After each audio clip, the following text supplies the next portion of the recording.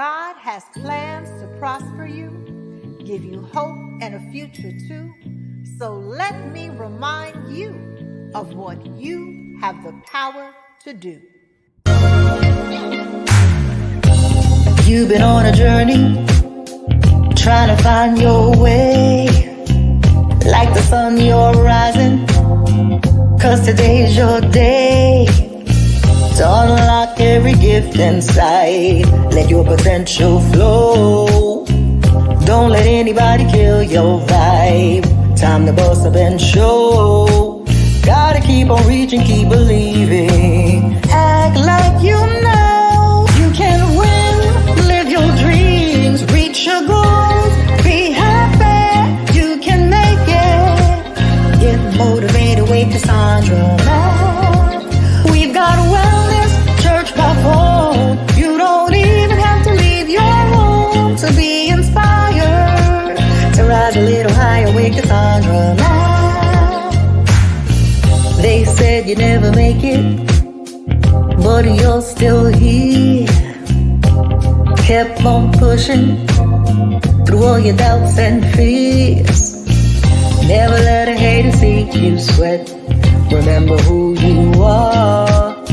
When they go low, let them reap what they sow while you go far. Gotta keep on reaching, keep believing. Baby, shine like a star. You can win, live your dreams, reach your goals.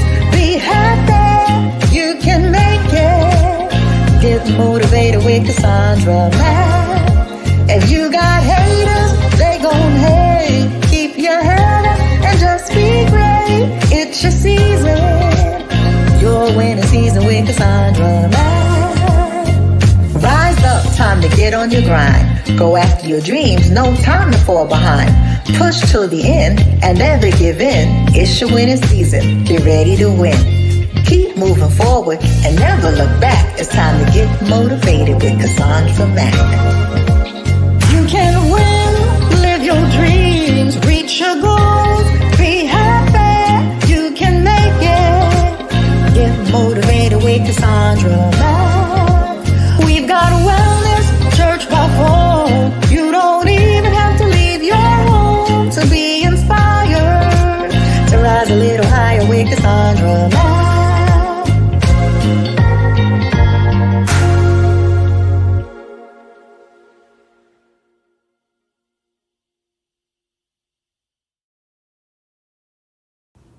They were never your friend.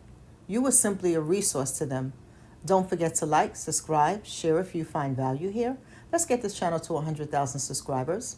I know we can reach that goal with your support. So I was speaking with a coaching client of mine the other day who felt very betrayed, understandably so, and who was grieving the loss of a friendship that was a friendship for over 10 years. And the more that she began to talk to me about the different situations she went through with this particular so-called friend over the course of their 10-year friendship, the more that it became clear that although my client, will call her Jane, saw her friend, will call her friend Susan, as a friend, that in all actuality, Susan never saw Jane as a friend. She never valued that friendship. She valued the benefits that were attached to her. And you have to be careful when you come across people with this type of mindset, because you are disposable to them. Not only are you disposable to them, they will drain you until you have nothing left, and they will feel no type of guilt about it. They will feel no type of remorse, more specifically, about mishandling you and mistreating you. And so many of us go through situations like this, especially when you're a good-hearted person.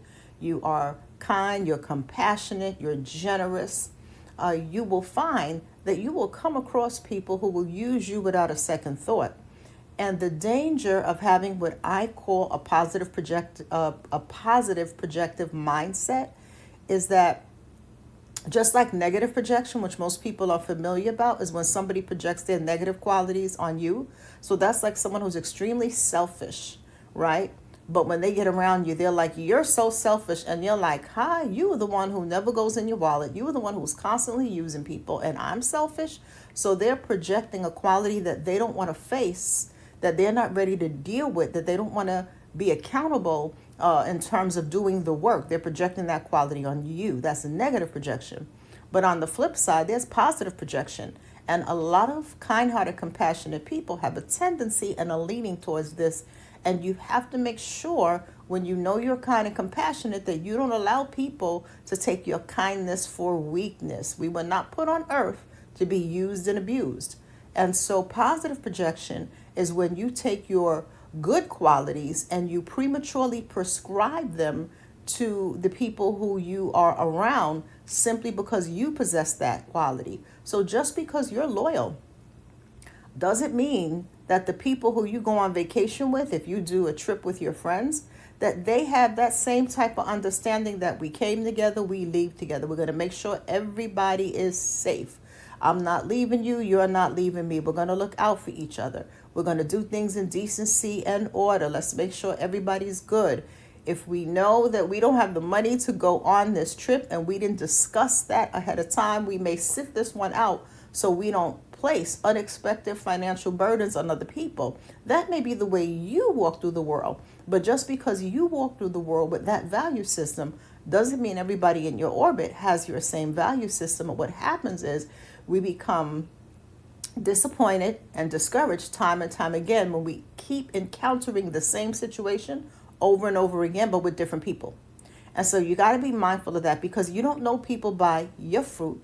You know them by their fruit, in accordance with Matthew 7 and 16, right? Matthew 7 and 16 lets us know that we know people by their fruit. So sometimes, when you reflect on certain relationships, be it a friendship that's platonic, a romantic relationship, or a family relationship, you may begin to realize this person never saw me as like their friend. They never valued that. I was simply a resource. And a lot of times you will find you will be a resource in one of these 6 categories. So let's break it down. And if this has ever happened to you, just put an H in the comments that it happened to you. And if this has never happened to you, then you're blessed. Keep moving forward, moving and growing. So first is financial. So when you are, and it's in no particular order, but we'll talk about financial. So when you are a person who is generous with your money, and you are the type of person that's like, if I got it, you got it. That's just your way. And you go out to eat with someone and maybe they don't have it. You won't think twice if you have it and you have it to spare about picking up the tab.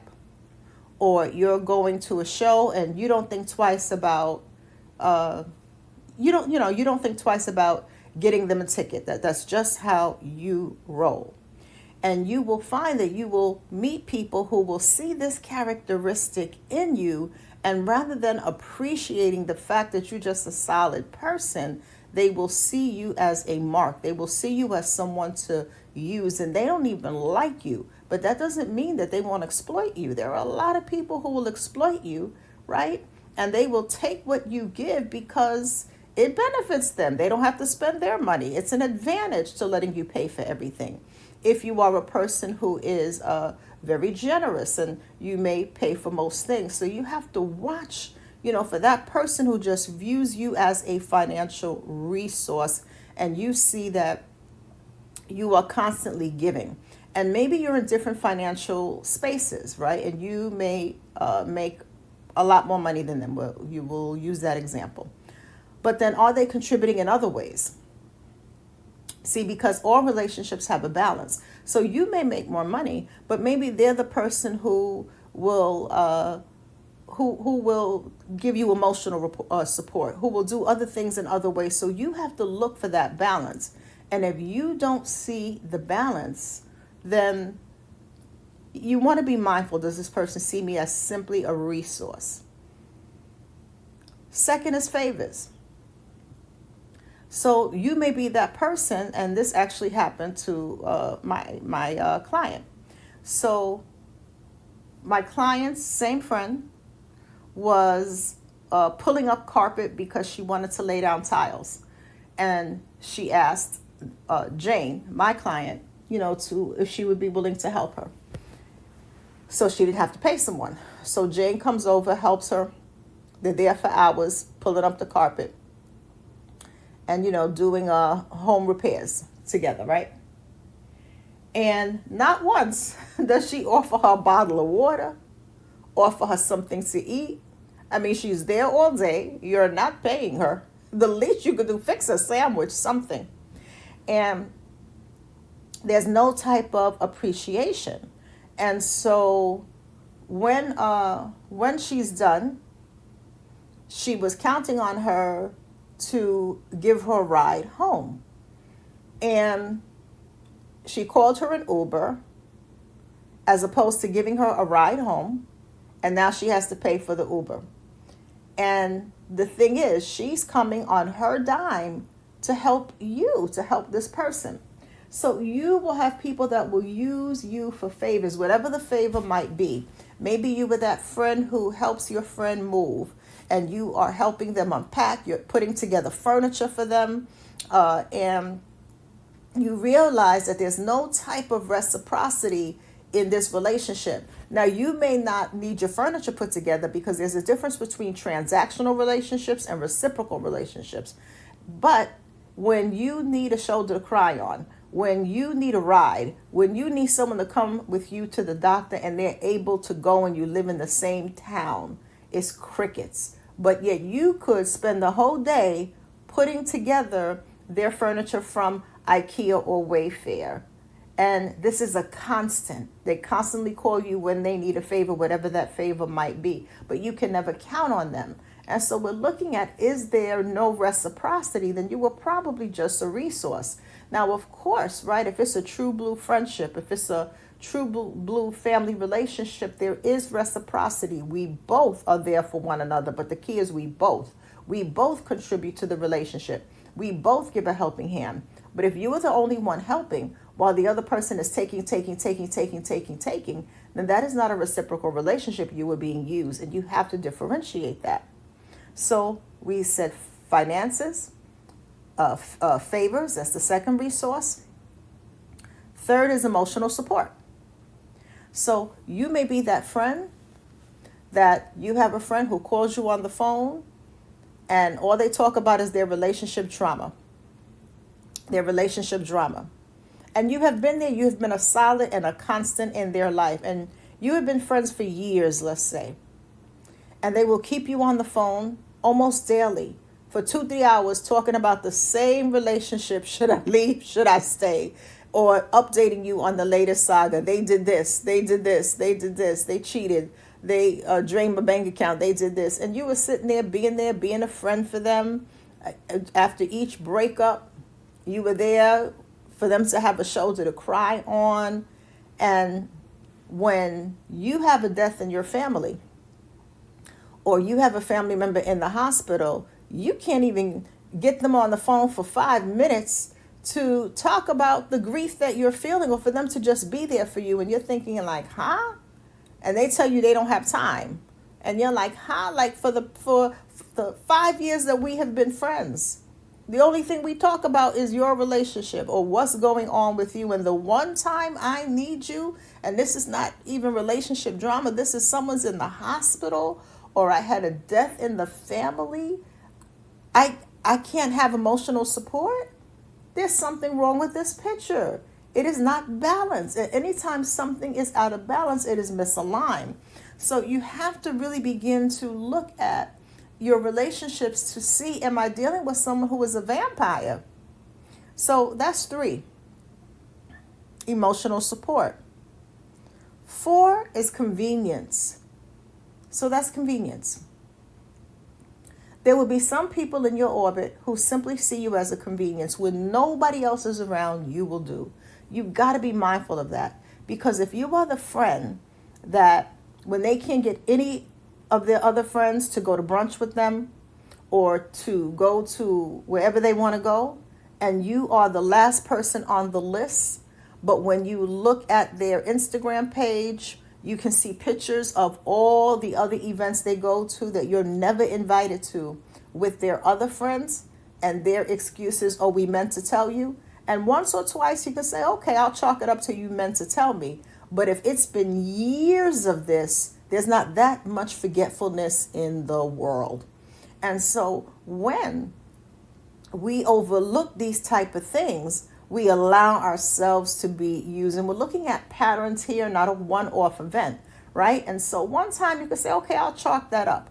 But if you notice that each time you are always the backup person, they call somebody else, they couldn't make it, and you are the backup person, and this is a pattern, that's really what you're looking for, then you are a convenience to them. You are not necessarily viewed as somebody in their inner circle. And 5, I know I said 6, there were 5. Connections. So when you're a person who knows a lot of people, right, you may find that you will have somebody who tries to get close to you simply for your connections.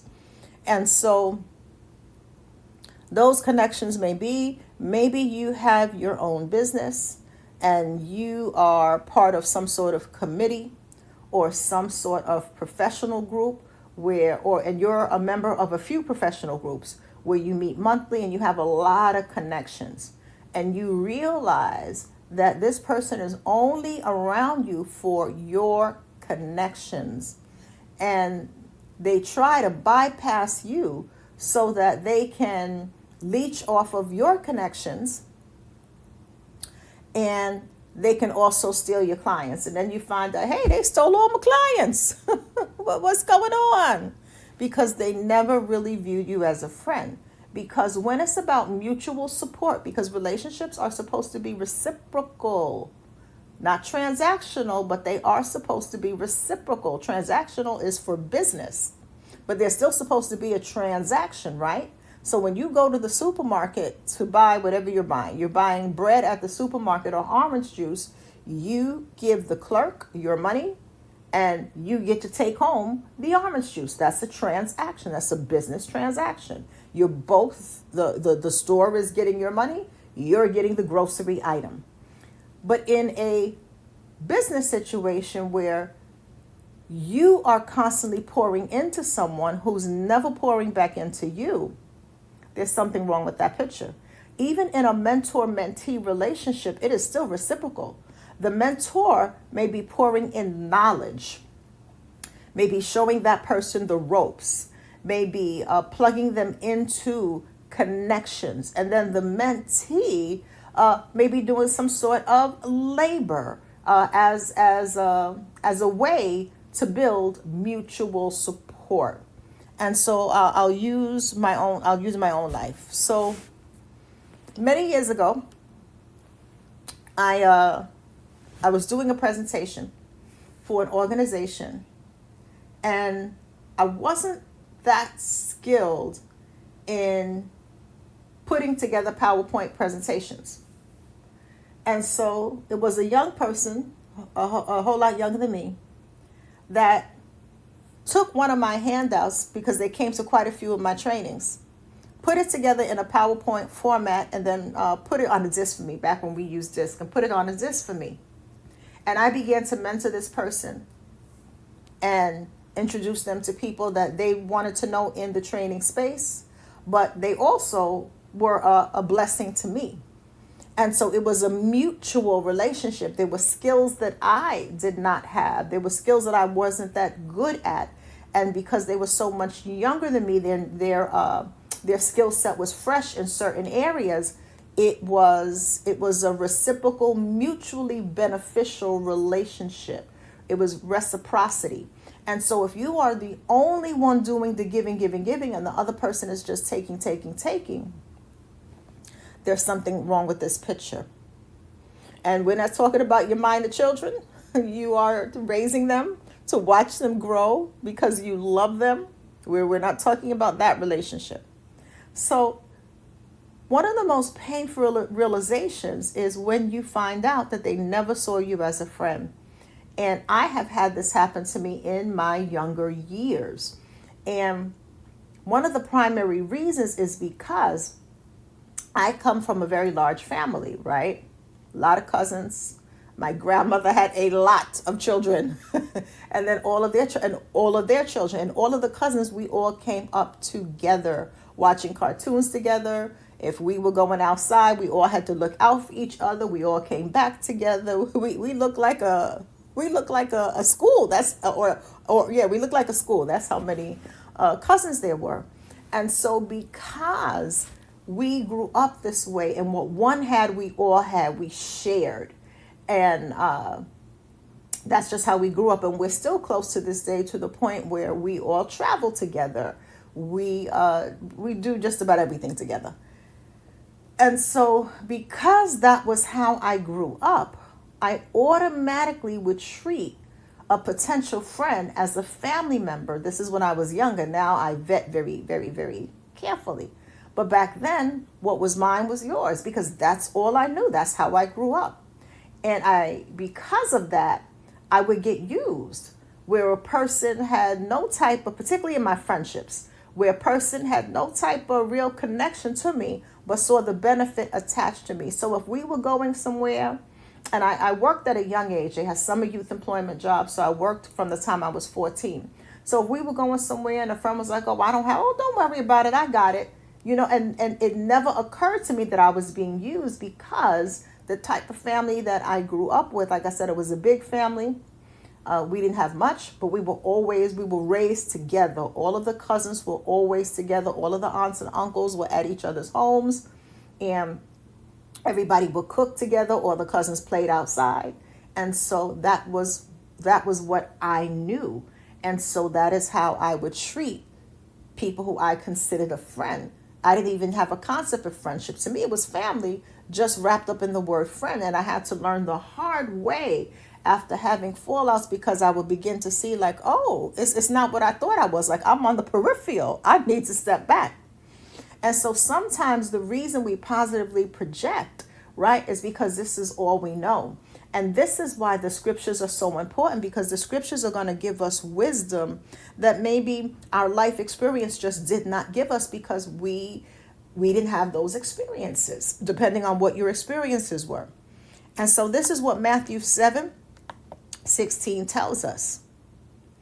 Matthew 7:16 tells us, by their fruits you will know them. You will know them by their fruits. Do men gather grapes from thorn bushes, or figs from thistles?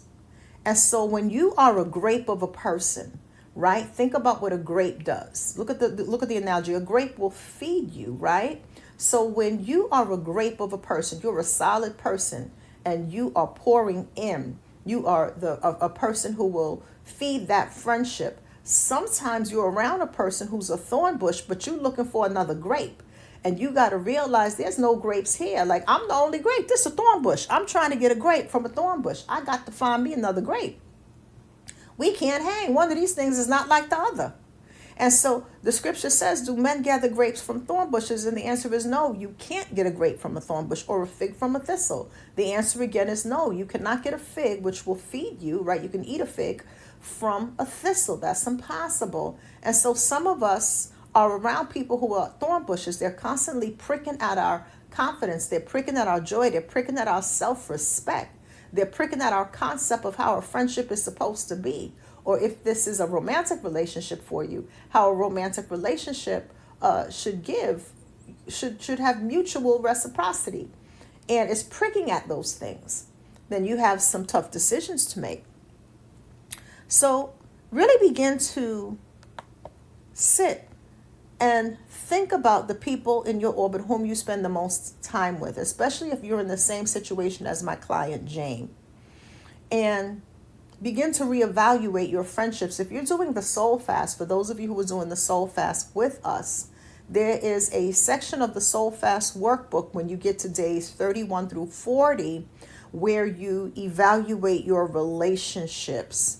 And you have worksheets in the soul fast workbook that really help you begin to think about, is there anyone in your orbit who you need to come out from among, because they are not in alignment with where you want to take your life. And the Soul Fast workbook walks you through that process, days 31 through 40. So the Soul Fast, for those who don't know, it's a 40-day mental detox where we're doing a spiritual and a psychological fast to detox from negative thinking, negative mindsets, negative mental strongholds, intensely negative emotions, counterproductive choices, and toxic relationships. And the workbook is organized into 4 10-day modules. So days 1 through 10, you're detoxing the mind from toxic mental patterns, toxic mental ideologies, toxic beliefs, mindsets. Days 11 through 20, you're fasting from toxic emotions like bitterness, resentment, rage. Days 21 through 30, you're fasting from toxic choices like the choice to people please, the choice to put everybody else above yourself to the point of your own physical health deteriorating. Days 31 through 40, which is section 4, is where you're focusing on really re-examining your relationships to see if you are keeping toxic people in your orbit and figuring out what you need to do so that the people in your orbit are not affecting you in a way where it's affecting your mental and your physical health. So that's the Soul Fast workbook, and we're doing that for the season of Lent, and the link is in the bio. The link is in the description box for anyone who's interested in finding out more about the Soul Fast workbook. You can just click on it. It'll take you to the workbook. And I'll also link the video that talks about the Soul Fast. So you really want to begin to ask yourself if you are on the fence, if this video resonates with you because you're going through this, or maybe you went through this in your younger years like me. I went through this in my college years more so. College and high school years. If you went through this in your younger years or you're going through this now, you really want to begin to consider, does this person really see me as a friend? When I really look at the interaction between them and I'm looking at patterns, not a one-off event, right? Everybody has bad days. Nobody's perfect. We all make mistakes. But when I look at the totality of the relationship and I look at the patterns and the dynamic between the two of us, am I truly their friend where it is reciprocal and we're both there for each other? We're both contributing to the friendship. We're both contributing care, kindness, consideration. We're both loyal. We're both, and you would insert the different values. Or am I simply a resource? Nothing more, nothing less, even if that's not what they're saying to me. Be it a financial resource, a resource for favors, a resource for emotional support, a resource for convenience, a resource for connections. And the 6th one, so I did say 6 and then I went back to 5, my apologies. And the 6th resource, but it's really connected. I would say that this is really connected to favors, but we'll give it its own separate category, is freebies. And so you see this a lot with women. So if you are a woman and let's say you go clubbing, you're a young woman, you go clubbing, or you go to different places and you tend to get things for free. And you have friends around you that benefit from that, right? So back in the days, when I used to club, many moons ago, you'd be at the club, a guy send you a drink, and you with your girlfriend, or maybe it's a few of you, he may even send a bottle for all of you. But he is interested in that one particular girl. But because he's interested in that one particular girl, all the women who are with that girl, are drinking for free. And so you can have a situation where, now I'm not promoting drinking, let me be very clear for the super religious folks, I'm talking about my younger years. So if you come on here with your religiosity, your comments are going to be deleted. My comment section is not the Wild Wild West. And so in my younger years, when I was doing everything under the sun, my college days, so because there's a benefit, right? Or maybe you're going on, you're in an event and you catch the bouncer's eye, and for whatever reason, he moves you up the line. And it's you and four other women. So none of you have to stay on line because you catch the bouncer's eye, right? So that's a situation where you can have women around you who hate you, who envy you, who talk about you behind your back, but they still are going to want to attach themselves to you because there's still a benefit of being around you. And so that's the freebies. That would be the sixth category. And this can make people uncomfortable, but it is what it is. It happens all the time.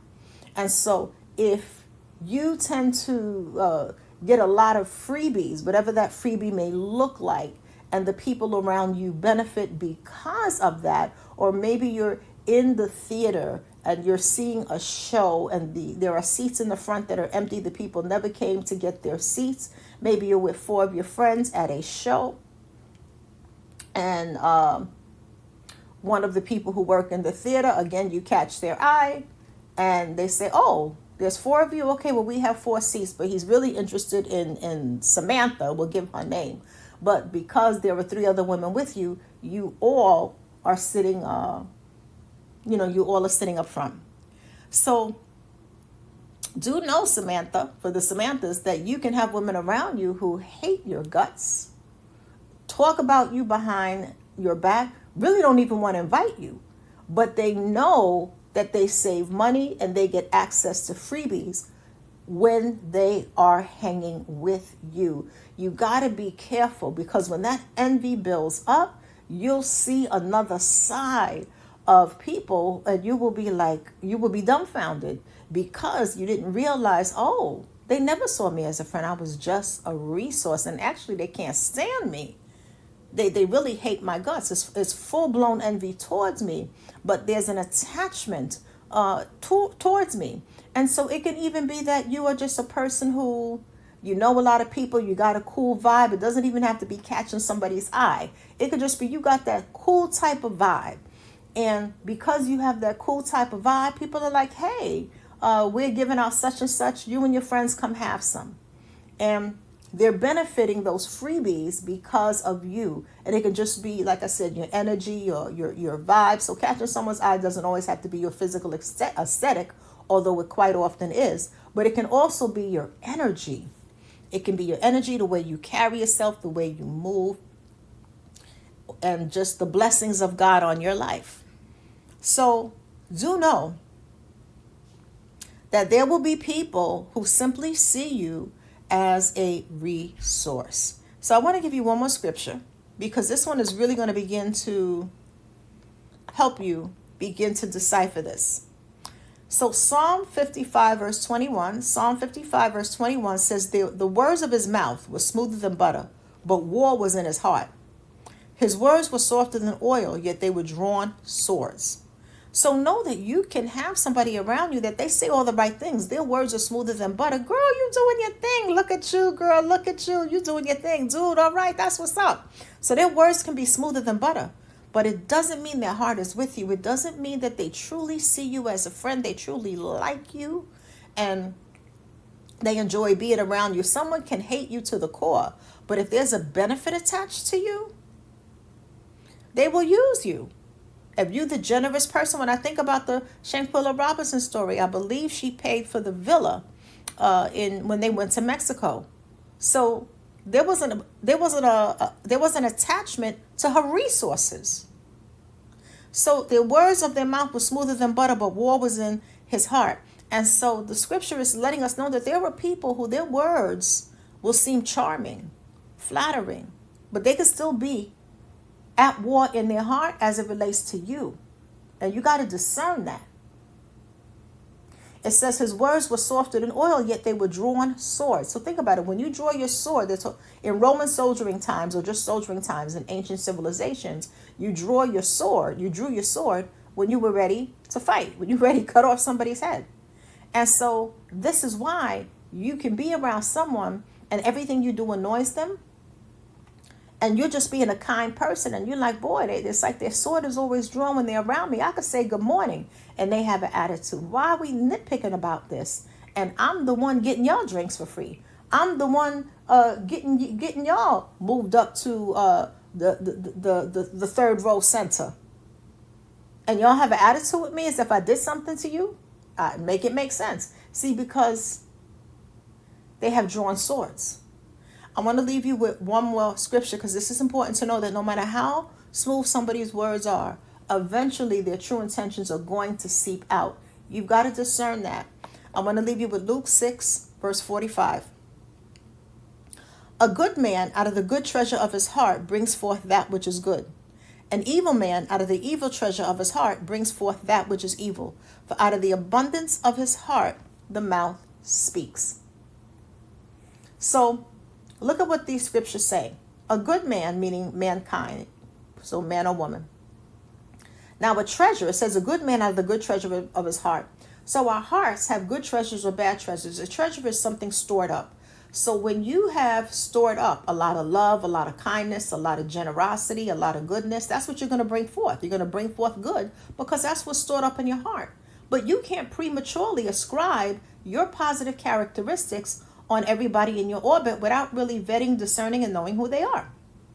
Then it goes on to say, an evil man out of the evil treasure of his heart brings forth that which is evil. And so when you have a lot of evil stored up in your heart, like envy, selfishness, wanting to use people and just bleed them dry, when that's stored up in your heart, the only thing you can bring forth is he say, she say, cattiness, going hot and cold. Be careful of people that go hot and cold around you, because when they go hot and cold around you, their heart's not with you. Their heart's not with you. You got to begin to discern that. And then it says, for out of the abundance of the heart, the mouth speaks. So the mouth is eventually going to speak what's in the heart. The mouth is going to speak up. So if a person is only using you for finances, for favors, for emotional support, for convenience, for connections, for freebies, it is going to eventually slip out. But you got to be the one to discern that. And if you want to dive deeper into discernment, I am having a workshop on Saturday, March 29th, 2025. It is on Zoom. So this means that wherever you are in the world, you can join this workshop. It is a ticketed event. And it's Discernment 101, how to sharpen your sixth sense for maximum insight. And I'm going to be breaking down not only discernment, but how do you specifically test the spirit? What does that look like? How do you test the spirit for deception? How do you test the spirit for so many other things that you need to know so that you can sharpen that sixth sense? How do you discern so that you can begin to see beneath the mask that a person is presenting to you? And again, that's happening March 29th. And it is a Zoom event.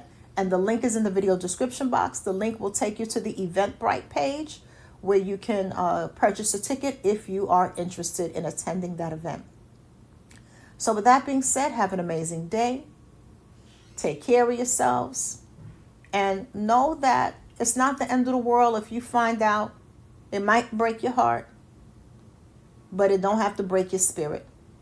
It's not the end of the world. And it's better to know than not know. You're always going to hear me say this. It's better to know sooner than later, because then you can decide sooner than later how you want to proceed moving forward. And I have been in this situation in my younger years. And so you can begin to really look at how you're moving in relationships as well, meaning friendships or even your romantic relationships, to see, do I need to move differently? Do I need to start stepping back?